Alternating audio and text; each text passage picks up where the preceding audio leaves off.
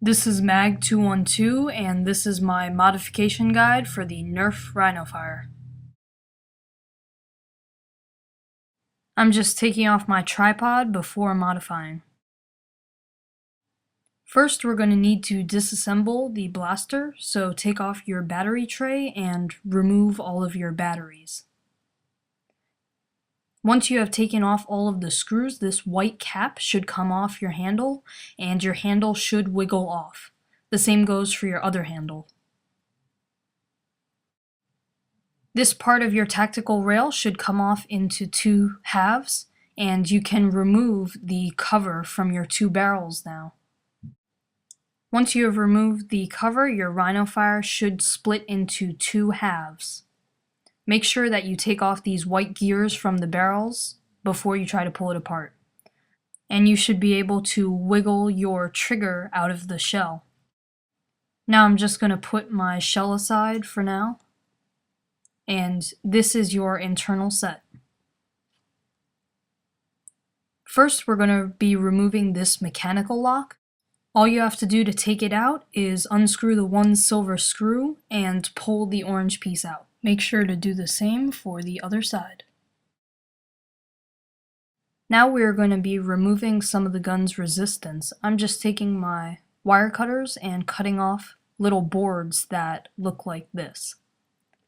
I'm just stripping the ends of the wires now and tying them together so that I can bypass that board and solder them together later.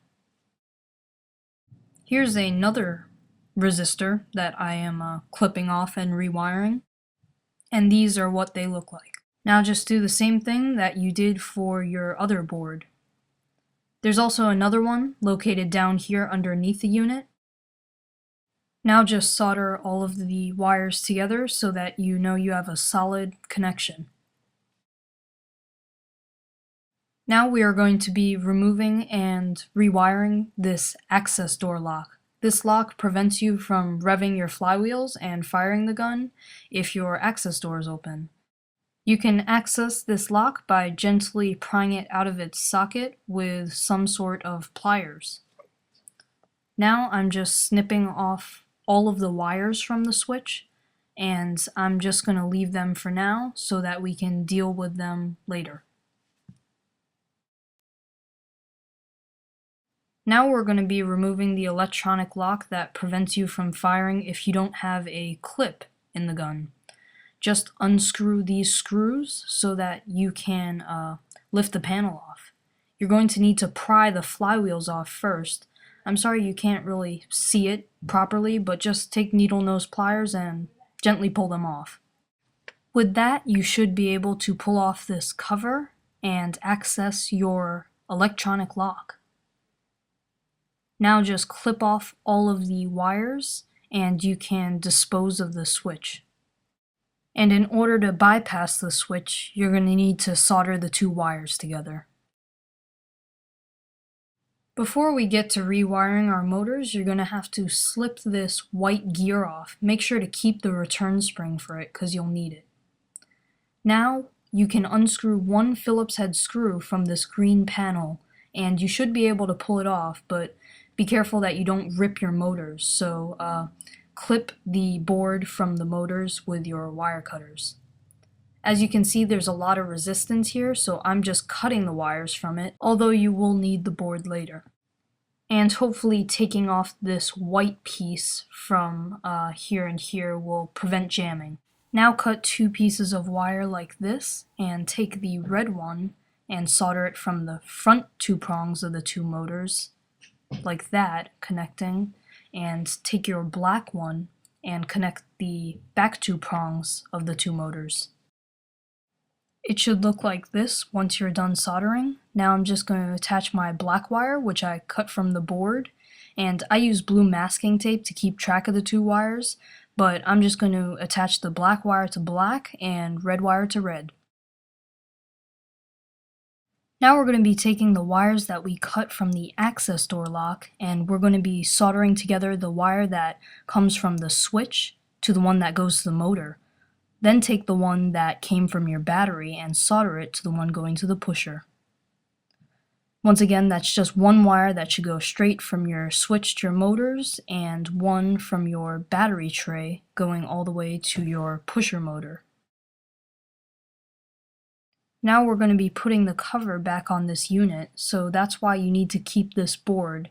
This board has to go down over top of your wire. I just clipped off all the excess stuff, and you should be left with a rough little version of the board, and your white piece is going to be guided by that. Also remember to attach your return spring to the white gear so that your barrel moves properly. And now carefully, while holding down the white gear, take your cover and you're going to be placing it back on top. After you've put it on, screw in the screws and put your flywheels back on. Now just test it to make sure it's working. After you put your orange piece back in, you're going to want to take your whole unit and place it back into the shell.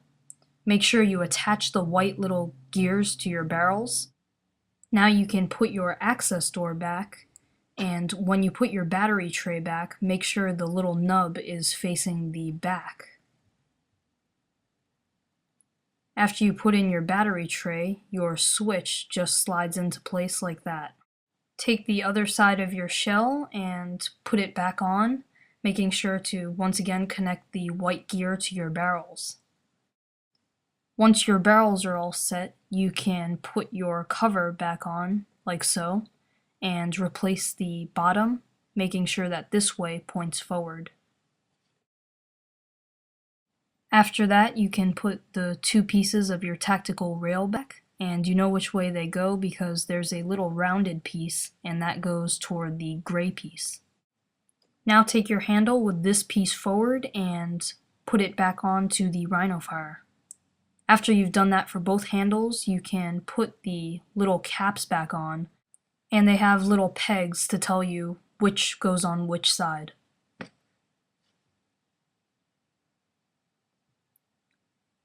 Now that my Rhino fire is fully assembled, I'm going to do my voltage modification. I like to do this with the whole gun closed up so I know nothing's going to go wrong and I don't have to be hassled about putting it together later. So I'm just taking out all my batteries once again, and I have modified the battery tray with my Dremel or rotary tool so that there is enough space for 3 AA holders, so that's 6 AA's in total. Now solder this black wire to this part of your battery tray, this being the front, and take your red wire and solder it to the other side. I've connected my two battery packs by soldering the red wire of one to the black wire of the other. To prevent my battery trays from moving around, I have hot glued them into place. As you can see, they are now very stable.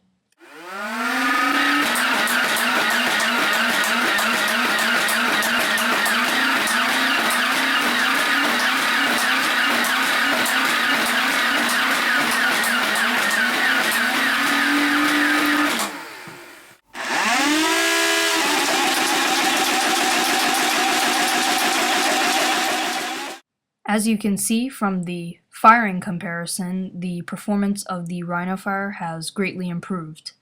This is mostly due to its voltage upgrade. However, you can't simply replace the batteries and expect performance this good. There will still be resistors and whatnot that will clog up your circuit and not allow the Rhino fire to perform to its fullest potential. But with these modifications, the rate of fire and velocity has greatly improved. It also did decrease the weight of the blaster overall because now I'm using Trustfire batteries instead of 6D batteries. So that's the end of my modification guide on the Nerf N-Strike Elite Rhino fire. I hope you enjoyed the video. This is Mag212. Thanks for watching.